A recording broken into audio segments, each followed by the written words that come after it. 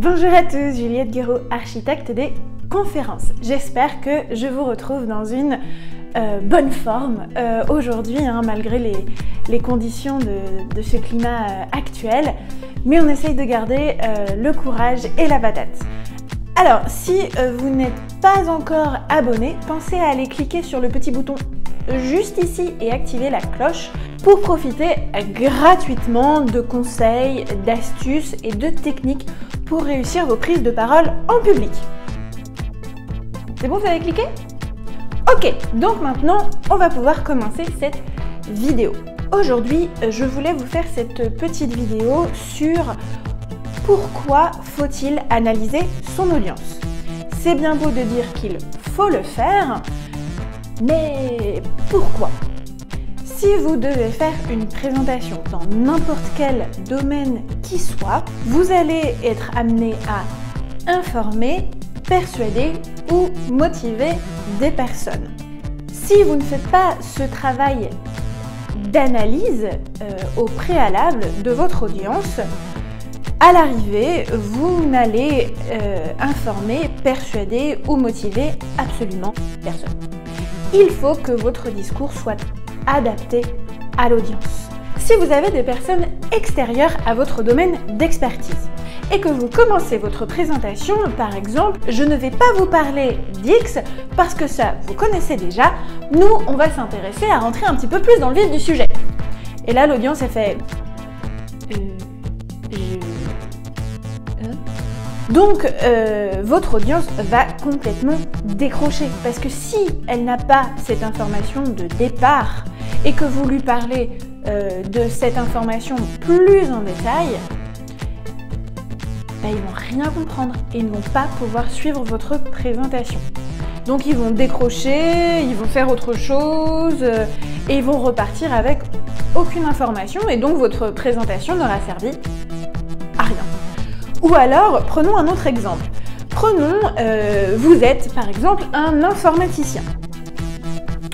Voilà, l'informatique c'est votre truc, vous y connaissez, et puis vous allez dans une entreprise pour les convaincre que leur système actuel est complètement obsolète et qu'il faudrait en changer et pourquoi pas faire appel à vous.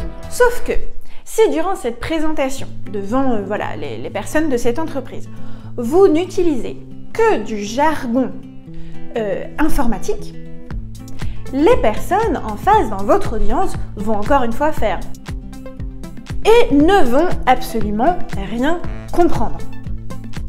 Donc ce qui va se passer, c'est que il y a peu de chances qu'ils fassent appel à vous, voire même qu'ils changent leur système parce que eux ne voient pas en quoi leur système ne fonctionne pas ou est obsolète.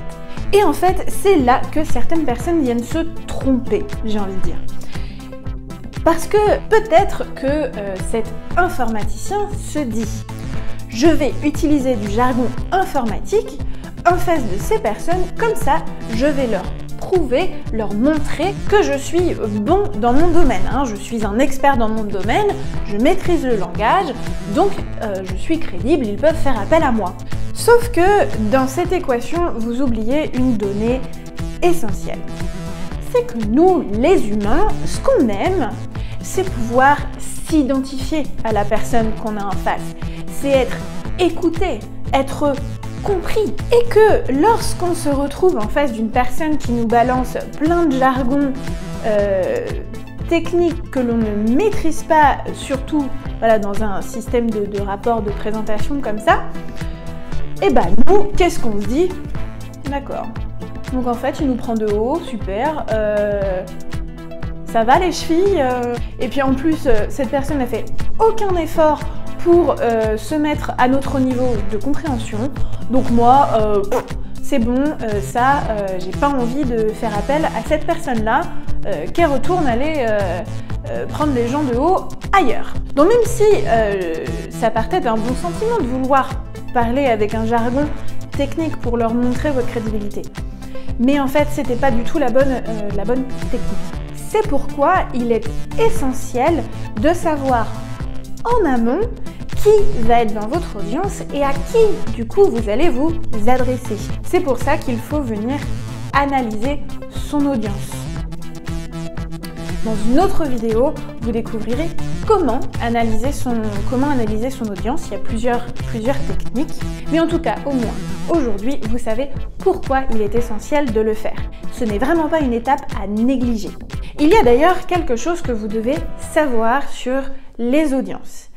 En fait, il y a 3 types d'audience.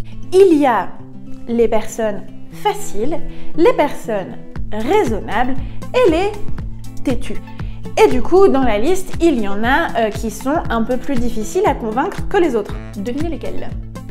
Donc voilà, ça c'est bien aussi à prendre en compte lorsque vous préparez votre présentation. De maintenir en tête, il ne s'agit pas de vous démotiver, de vous mettre la pression en disant « Ah là là, mais si j'ai que des têtus dans mon audience, comment est-ce que je vais faire pour les convaincre ?» Non, ne vous inquiétez pas, mais gardez cette information en tête parce que c'est pour que vous ne soyez pas surpris si vous vous retrouvez en face de ce genre de personnes parce qu'elles feront forcément partie de votre audience et c'est ok. Ne vous inquiétez pas, il y a aussi les faciles et les raisonnables. Et si vous ne voulez manquer aucune étape pour préparer votre future présentation, que ce soit une webconférence avec le climat actuel de confinement ou plus tard une conférence en présentiel, je vous invite à aller cliquer sur le lien juste en dessous dans la description de la vidéo et vous pourrez télécharger gratuitement la checklist incontournable du conférencier. Ça vous aidera pour cocher chaque étape pour réussir votre présentation. Allez, sur ce, moi je vous souhaite une bonne journée et puis à bientôt. Ciao ciao.